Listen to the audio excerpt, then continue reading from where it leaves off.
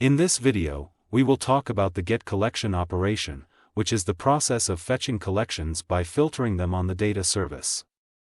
Let's start by fetching all the records of the product collection we created in the first stage. As seen on the screen, we have a where object and an object inside it.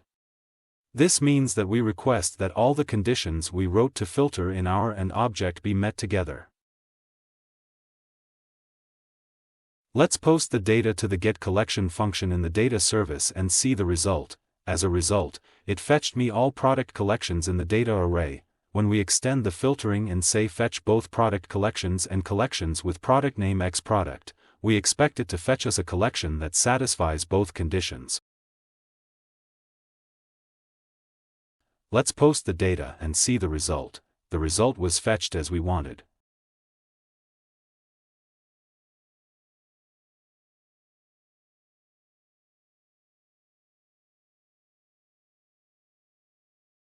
In addition, let's introduce special query elements.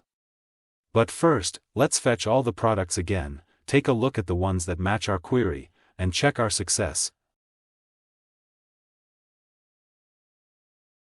Let's fetch the products whose product sales count is greater than 0 with the greater than tag.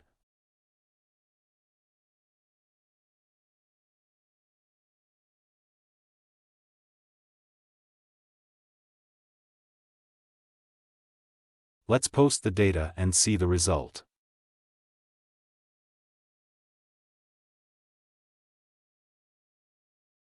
We have successfully completed the filtering process. Let's do a greater than equal example and fetch the product sales count to 0 and those greater than 0. Our filtering process was successful and fetched us products with product sale counts of 0 and greater than 0. Let's do a less than example. So let's fetch the ones whose product sale count is less than 1.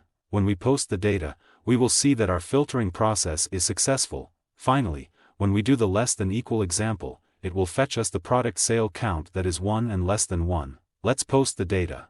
And ultimately our filtering process was successful.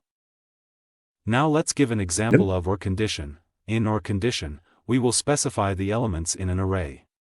Because we want to filter the element that meets any condition, for example, let's fetch all data whose collection name is product or category.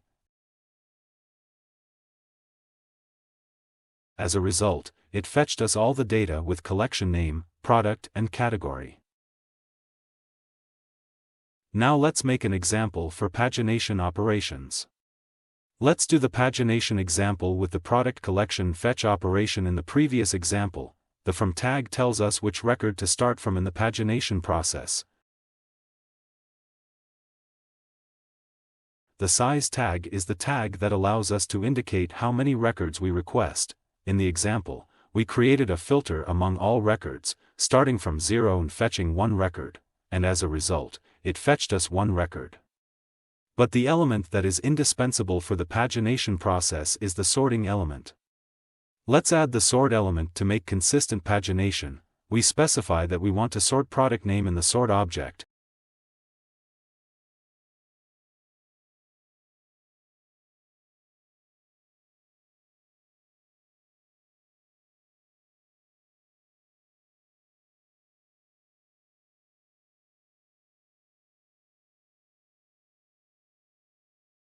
We request straight sorting with the ASC command. The result was successful. You will see that the situation will change when we list them in reverse order. Let's try. And ultimately it returned us another record and the query was successful. If we fetch both elements at the same time, we can check the correctness of the sorting. When we send it and receive the result, you will see that the process was successful. This is basically how the getCollections function works. I tried to explain with an example. Please review the Genetous documents for more detailed information.